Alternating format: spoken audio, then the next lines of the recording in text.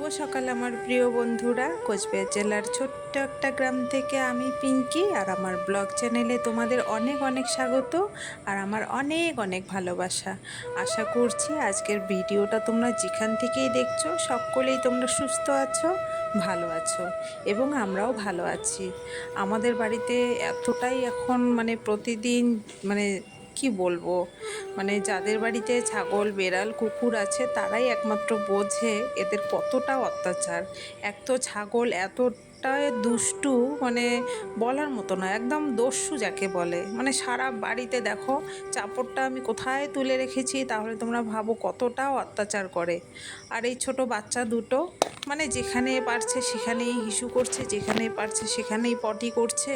তো প্রতিদিন প্রচুর জামা কাপড় ধুইতে হয়, বিছানার চাদর, সোফার কভার, প্রতিদিনই ধুইতে হয়। তো এটা একটা ভীষণ জ্বালার ব্যাপার হয়ে গেছে।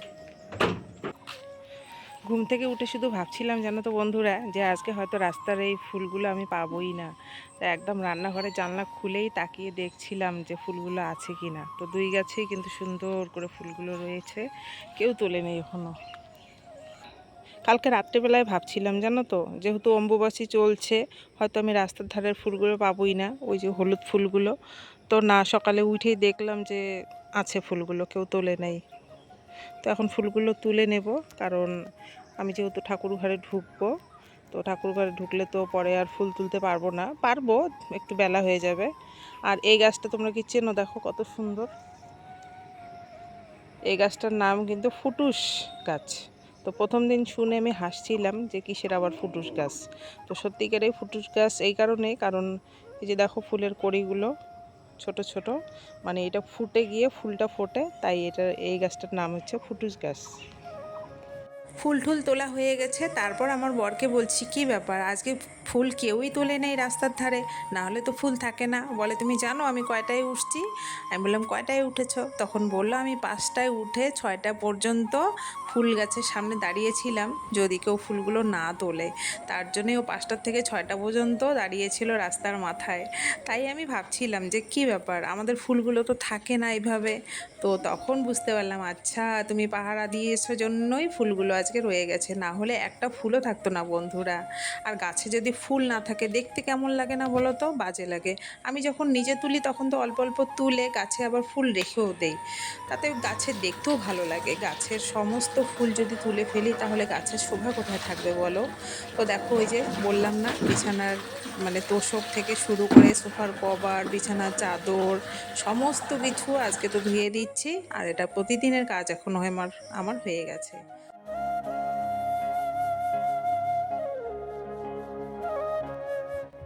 তো যে রবিবারে অম্বুবাচী লাগলো সেই রবিবারই কিন্তু আমি সকালবেলা গেছিলাম বাবার বাড়িতে, পূজা দিয়েই গেছিলাম।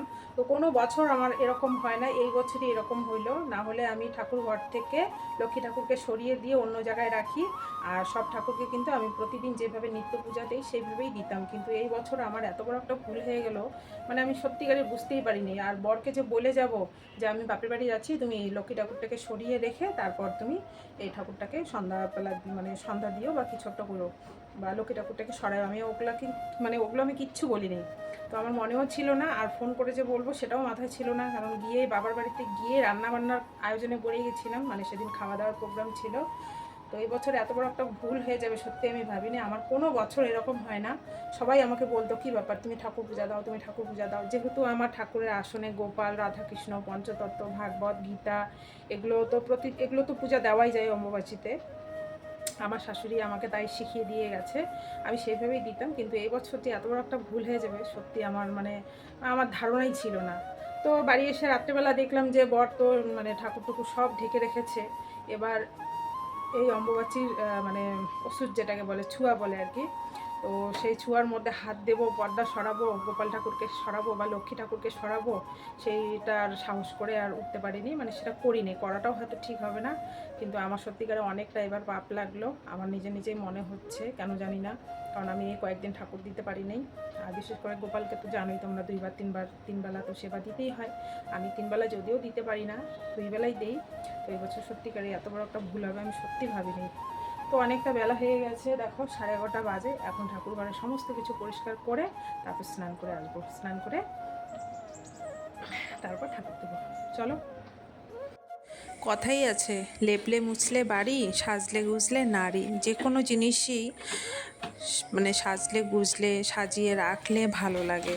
তা আমার এই ভাঙা ঘরটার মধ্যে আমি যতটুকু কি আমি চেষ্টা করি পরিষ্কার পরিচ্ছন্ন করে রেখে ঠাকুরটা পূজা দিতে। আমার ঠাকুর ঘরটা তো ভালো না, তোমরা দেখতেই পারছো, খুবই খারাপ পরিস্থিতি। তার মধ্যে ঠাকুরের আসনটা অনেক বছর হয়ে গেছে, মানে আমার বর আমার ননদ যখনরা ছোট ছিল তখনকার আসন। তো খুবই খারাপ পরিস্থিতি, মাঝে মধ্যে একটু কেরোসিন দেই, পিঁপড়ে ঢোকে। তো এই পরিস্থিতিতে ঠাকুরের ঘরে আমার পূজা দিতে হচ্ছে। খুব ইচ্ছে করে সুন্দর একটা ঠাকুর রুম থাক, কারণ আমাদের শোয়ার ঘরগুলো তো একটু ভালোই আছে। তো ঠাকুরের ঘরটা খুব ইচ্ছে সুন্দর করে করব, কিন্তু সেটা তো আর করেই উঠতে পারছি না। তো যাই হোক, সমস্ত কাজ করে এসে এখন স্নান করে আসলাম, তোষক রোদ্রে দিয়েছি, এগুলো শুকিয়ে গেছে। এখন বরকে বলছি তাড়াতাড়ি, কারণ এখনকার ওয়েদারের কোনো ঠিক নেই, এই মেঘ এই বৃষ্টি। তাই ওকে বললাম যে তোষকটা ঘরে নিয়ে রাখো, আমিও ঠাকুর ঘরে ঢুকবো, পূজা দিতে প্রচুর সময় লাগবে। তাই দেখো তোষকটা ঘরে বিছানায় নিয়ে রাখবে। আর আমার ঠাকুরের যেমন সমস্ত কিছু কাপড় ধুয়ে দিয়েছি সেগুলো সব শুকিয়ে গেছে, তাই এগুলো এখন ঘরে নিয়ে গিয়ে পূজা করব। প্রচুর সময় লাগবে, একই তো বৃহস্পতিবার, তার উপরে এগুলো ধোয়া কাচা করেছি যেহেতু অম্বুবাচী। তো এগুলো এখন সমস্ত কিছু পরিষ্কার পরিচ্ছন্ন করে গুছিয়ে গাছিয়ে ঠাকুর পূজা দেব। আর এদিকে দেখো কলা আম এগুলো নিয়ে আসে, আজকে আমাদের বাড়িতে কীর্তন আছে। অম্বুবাচীর দিনই আমরা দেই, 2 দিনের মধ্যে দেই, কিন্তু এবার আর দেওয়া হয়নি, তাই আজকে কীর্তন দেব। তাই দেখো এতগুলো আম কলা নিয়ে আসে। আর এই আমটা হচ্ছে আমার বাবার বাড়ির গাছের আম, সেটা দিয়ে আজকে পূজা দেব।